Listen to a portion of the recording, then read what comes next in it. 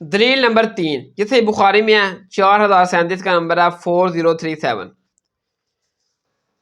وہ کہتے ہیں کہ دیکھیں کعب بن اشرف جو تھا نا وہ یہودی تھا اور نبی صلی اللہ علیہ وسلم کا گستاخ تھا، تو نبی صلی اللہ علیہ وسلم نے فرمایا کہ اس کو قتل کر دو، تو صحابہ نے جا کے اس کو قتل کر دیا۔ میرے بھائیو کعب بن اشرف نبی صلی اللہ علیہ وسلم کا گستاخ تھا، یہودی تھا، ٹھیک ہے، تو نبی صلی اللہ علیہ وسلم نے اسے قتل کا فتویٰ جاری کیا کہ اس کو قتل کر دو۔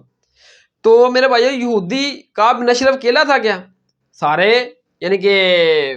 یہودی جو تھے نا وہ گستاخ رسول تھے، نبی صلی اللہ علیہ وسلم کی مخالفت کرتے تھے، ٹھیک ہے۔ سب سے بڑا جو گستاخ رسول تھا یہودی وہ عبداللہ بن ابی تھا، جو صحیح بخاری میں ہے 4907 4902 کہ اس نے نبی صلی اللہ علیہ وسلم کو گالی دی، توبہ نعوذ باللہ استغفر اللہ۔ عبداللہ نبی منافق تھا اور رئیس المنافقین، سردار ہی منافقاں دا، نبی صلی اللہ علیہ وسلم دا گستاخ سی، اس ظالم نے نبی صلی اللہ علیہ وسلم نو گالی دی، توبہ نعوذ باللہ استغفر اللہ۔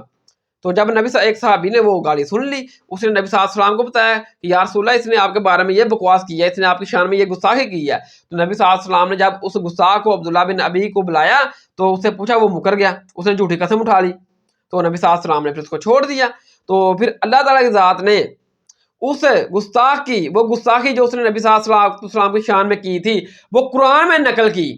کیا میرے پیارے حبیب، جس صحابی نے آپ کو اس کی خبر دی تھی کہ اس ظالم نے آپ کی شان میں گستاخی کی ہے، واقعتاً اس نے ان الفاظ کے ساتھ، ان گستاخانہ الفاظ کے ساتھ آپ کی شان میں گستاخی کی ہے۔ اللہ تعالیٰ نے وہ الفاظ قرآن میں نقل کیے اس ظالم کے ریفرنس سے، اس گستاخ کے ریفرنس سے کہ جس نے نبی صلی اللہ علیہ وسلم کی شان میں گستاخی کی تھی، عبداللہ بن ابی، ٹھیک ہے۔ تو جس نے نبی صلی اللہ علیہ وسلم کی شان میں گستاخی کی تھی، قرآن میں بھی اس کا ذکر آ گیا، اللہ نے بھی اس کی گستاخی ہائی لائٹ کر دی، تو نبی صلی اللہ علیہ وسلم نے تو اس کو قتل نہیں کروایا، بلکہ سیدنا عمر فاروق رضی اللہ تعالیٰ عنہ کو جب یہ پتا چلا کہ اس ظالم نے نبی صلی اللہ علیہ وسلم کی شان میں گستاخی کی ہے، تو سیدنا عمر فاروق رضی اللہ تعالیٰ عنہ نے نبی صلی اللہ علیہ وسلم کے آگے ریکویسٹ کی کہ حضور مجھے اجازت دیں میں اس کی گردن اٹھا دوں، میں اس کو قتل کر دوں کہ اس نے آپ کی شان میں گستاخی کی ہے۔ تو نبی صلی اللہ علیہ وسلم نے فرمایا کہ اے عمر چھوڑ دو، یہ منافق ہے، کلمہ تو پڑھتا ہے اوپر سے،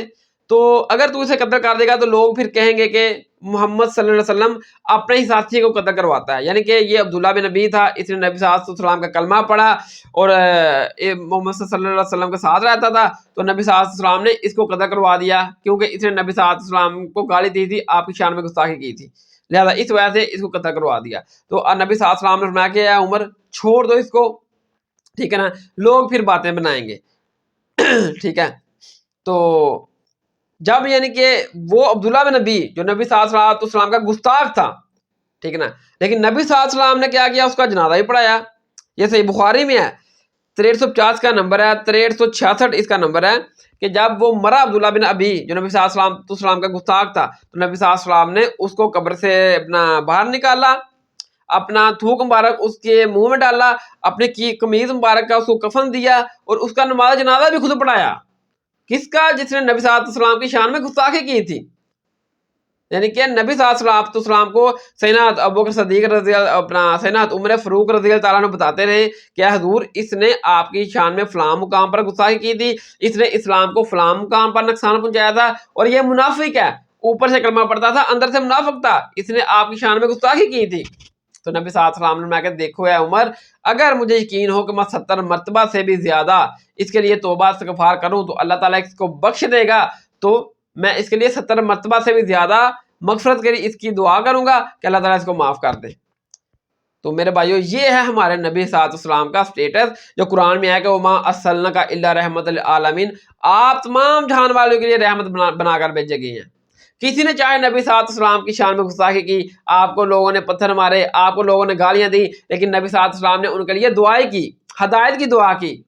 اللہ تعالیٰ سے دعا کی کہ اللہ ان کو بخش دے، ان کو ہدایت عطا فرما، ان کی نسلوں کو ہدایت عطا فرما۔ نبی صلی اللہ علیہ وسلم نے کسی بھی کو قتل نہیں کروایا جس نے آپ کی شان میں گستاخی کی۔ اب عبداللہ بن نبی سب سے بڑا گستاخ تھا، اللہ تعالیٰ نے اس کی گستاخی قرآن میں نقل کی کہ واقعتاً اس نے گستاخی کی ہے، اب یہ مقرر ہے، لیکن نبی صلی اللہ علیہ وسلم نے عمر سے سیدنا عمر فاروق سے کیا کہا کہ نہیں، اس کو قتل نہیں کرنا، لوگ پھر باتیں بنائیں گے اور دین سے دور ہوتے جائیں گے۔ آج کے دور میں بھی اگر کوئی نیو مسلم ہے، کوئی نان مسلم ہے، اس کو آپ بتائیں کہ ہمارے نبی صلی اللہ علیہ وسلم کا یہ دین ہے، اور اس میں یہ ہے کہ ہمارے نبی صلی اللہ علیہ وسلم کو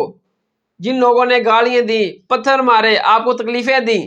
تو ہمارے نبی صلی اللہ علیہ وسلم نے جواب میں ان کو نہ گالی دی، نہ پتھر مارے، نہ ان کو قتل کروایا، بلکہ ان کے لیے دعا کی ہدایت کی۔ تو ہمارے نبی علیہ السلام کے بارے میں آیا قرآن میں کہ وما ارسلناک الا رحمۃ للعالمین، آپ تمام جہان والوں کے لیے رحمت للعالمین مان کر آئے ہیں۔ تو وہ کہے گا کہ ہاں یار، یہ جس شخصیت کی آپ بات کر رہے ہیں یہ تو واقعی رحمت للعالمین ہے، کہ جو لوگ آپ کو مار رہے ہیں، آپ کو گالی گلوچ کر رہے ہیں، آپ کو شان میں گستاخی کر رہے ہیں، آپ ان کی مغفرت کے لیے دعا کر رہے ہیں، آپ کو واقعی رحمت للعالمین ہے۔ لیکن اگر آپ ان کو یہ بتائیں گے کہ ہمارے نبی صلی اللہ علیہ وسلم کا کلمہ پڑھ لیں، ہمارے نبی صلی اللہ علیہ وسلم کی شان، عظمت، مقام، آپ کی زندگی میں جس کسی نے بھی آپ کو گالی دی آپ نے اس کو قتل کروا دیا، جس کسی نے بھی آپ کو پتھر مارے، آپ کو تکلیفیں دی، آپ نے اس کو قتل کروا دیا۔ اور قرآن میں آیا کہ نبی صلی اللہ علیہ وسلم کے بارے میں کہ آپ تمام جہان والوں کے لیے رحمت للعالمین مان کر آئے ہیں، تو یقیناً وہ خاموش ہو جائے گا۔ لیکن جب آپ یہ کہیں گے کہ ہمارے نبی صلی اللہ علیہ وسلم نے ان کو بھی معاف کر دیا، اپنے گستاخوں کو جنہوں نے آپ کو تکلیفیں دی، آپ کے دین کی راہ میں رکاوٹیں پیدا کی، آپ نے ان کے لیے بھی دعائیں کی، آپ نے ان کے لیے بھی ہدایت کی دعا کی، تو وہ کہے گا واقعی یہ جو شخص ہے نا، جس نے تکلیفیں سہنے کے بعد بھی دعائیں کی مخالفین کے لیے، ان کی نماز جنازے پڑھے، اللہ تعالیٰ کے حضور دعائیں کی ان کی ہدایت کے لیے، یہ واقعی رحمت للعالمین ہے۔ ٹھیک ہے، تو اگر آپ منصب بیا فاختلو پڑھ کے اس کو قتل کر دیں گے، اور وہ بھی جعلی اور بالکل موضوع حدیث جو خود سے بنائی گی راویوں نے، ان کے اوپر الزام ہے جھوٹا ہونے کا، ٹھیک ہے، موضوع حدیثیں، تو پھر میرے بھائیوں دین سے لوگ دور ہی ہوتے جائیں گے، قریب نہیں آئیں گے۔ جیسے نبی صلی اللہ علیہ وسلم نے سیدنا عمر فاروق رضی اللہ تعالیٰ عنہ سے کہا تھا، جب اس نے کہا تھا کہ آپ مجھے یا رسول اللہ اجازت دیں، اس نے آپ کی شان میں گستاخی کی ہے، میں اس کو قتل کر دوں، تو نبی صلی اللہ علیہ وسلم نے کہا تھا کہ نہیں، چھوڑ دو، لوگ پھر کہیں گے کہ محمد صلی اللہ علیہ وسلم اپنے ساتھی کو قتل کرواتا ہے۔ تو آج کے دور میں بھی اس قسم کا بات بنتی ہے کہ نبی صلی اللہ علیہ وسلم کی شان میں حقیقت گستاخی کرتا ہے۔ ایک تو یہ گستاخی ہے نا کہ ہمارے فرقوں کی جو آپس میں مخالفتیں ہوتی ہیں، ایک دوسرے کو کہتے ہی گستاخ ہیں، وہابی جو ہے وہ گستاخ رسول ہیں، بریلوی گستاخ خدا ہیں، وہ واقعہ جو گستاخی کریں نبی صلی اللہ علیہ وسلم کی شان میں، اس کو بھی ہم عدالت میں لے کر جائیں گے،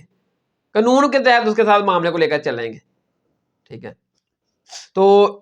کعب بن اشرف میں بھائیو یہ یہودی تھا، تو یہودی تو میرے بھائیو عبداللہ بن نبی بھی تھا، وہ بھی نبی صلی اللہ علیہ وسلم کی شان میں گستاخی کیا کرتا تھا، تو نبی صلی اللہ علیہ وسلم نے تو اس کو قتل نہیں کروایا۔ کعب بن اشرف کو نبی صلی اللہ علیہ وسلم نے جو قتل کروایا تھا نا، یہ نبی صلی اللہ علیہ وسلم کو ستاتا بھی تھا، لیکن اصل وجہ یہ تھی کہ یہ عذاب احتسار کا حصہ تھا جو نبی صلی اللہ علیہ وسلم کی، جو پیغمبر کی دعوت کا انکار کرنے والوں کے اوپر آتا ہے، جیسے مشرکین مکہ پر آیا، جیسے جو میں نے بتایا جو 4 لوگ تھے جن کے اوپر آیا نبی صلی اللہ علیہ وسلم نے ان کے قتل کا فتویٰ جاری کیا، ایسے ہی کعب بن اشرف جو تھا نا، یہ بھی یہودیوں اور پہلے کیونکہ مشرکین مکہ مسلمانوں کی کوڑوار جنگیں چل رہی تھی عذاب احتسار کے تحت، اور پھر یہودی اور مسلمانوں کی آپس میں جنگیں چل رہی تھی عذاب احتسار کے تحت، اور کعب بن اشرف جو تھا یہ یہودیوں کا سرگنا تھا۔ ٹھیک ہے، تو یعنی کہ مسلمانوں کی طرف سے، یعنی کہ جس طرح نبی صلی اللہ علیہ وسلم لیڈر تھے مسلمانوں کے، اس طرح یہ لیڈر تھا یہودیوں کا، اور یہودیوں اور مسلمانوں کی آپس میں جنگ چل رہی تھی، اور یہ عذاب احتسار کا حصہ تھا، اور یہ اس کے تحت نبی صلی اللہ علیہ وسلم نے اس کو قتل کروایا کعب بن اشرف کو، کیونکہ جب لیڈر ہی قتل ہو جائے تو چھوٹے لوگ جو نا وہ ایسے ہی سرنڈر کر جاتے ہیں۔ تو یہ جنگ کی چالیں ہوتی ہیں، جنگی چالیں ہوتی ہیں کہ بڑوں کو قتل کروایا جاتا ہے، تاکہ جب بڑے لیڈر قتل ہو جاتے ہیں تو چھوٹے جو سپاہی ہوتے ہیں وہ ویسے سرنڈر کر جاتے ہیں۔ تو نبی صلی اللہ علیہ وسلم نے اس کو اس لیے قتل کروایا کہ یہ بڑا لیڈر ہے، یہی قتل ہو جائے گا تو چھوٹے لوگ ویسے ہی اسلام قبول کر لیں گے۔ جیسے آپ نے حالیہ میں دیکھا نا کہ وہ بنی اسرائیل والوں نے جو غزہ کے اوپر بمباری کی، اور غزہ کو کس طرح اس نے یعنی کہ اتنا نقصان پہنچایا، اور اس کے بعد جب اس نے امریکہ سے پنگا لیا اس کے ساتھ، ایران کے ساتھ، تو ایران کے جو بڑے بڑے جرنیل تھے، بڑے بڑے کرنیل تھے جنہوں نے جنگ کو لیڈ کرنا تھا، اس نے وہ راتوں رات ہی مروا دیے۔ کیوں اس نے مروائے؟ کہ جب بڑے بڑے لیڈر جب مر جاتے ہیں، ان کو جب ختم کر دیا جائے تو چھوٹے جو سپاہی ہوتے ہیں وہ ایسے ہی کمزور پڑ جاتے ہیں۔ تو اس طرح جب مسلمانوں اور یہودیوں کی آپس میں جنگیں جا رہی تھیں، عذاب استحصال کے حصے کے تحت نبی صلی اللہ علیہ وسلم نے کعب بن اشرف جو تھا نا وہ یہودیوں کی طرف سے ایک سرگنا تھا، فوجیوں کا لیڈر تھا، تو نبی صلی اللہ علیہ وسلم نے اس کو قتل کروایا۔ تو یہ نہیں تھا کہ وہ نبی صلی اللہ علیہ وسلم کا گستاخ تھا اس لیے نبی صلی اللہ علیہ وسلم نے اس کو قتل کروایا، ورنہ نبی صلی اللہ علیہ وسلم کے گستاخ عبداللہ بن نبی تھا۔ سیدنا عمر فاروق رضی اللہ تعالیٰ نے اجازت بھی مانگی کہ یا رسول اللہ مجھے اجازت دیں، یہ آپ کا گستاخ ہے، میں اس کو قتل کر دوں، لیکن نبی صلی اللہ علیہ وسلم نے فرمایا کہ نہیں، چھوڑ دو۔ کعب بن اشرف کا معاملہ یہ تھا کہ وہ عذاب احتسار کا حصہ تھا جو انبیاء کرام کی دعوت کا انکار کرنے والوں کے اوپر آتا ہے، ٹھیک ہے، اس کے تحت اس کو قتل کروایا گیا۔ اور دوسرا وہ جنگی لیڈر تھا،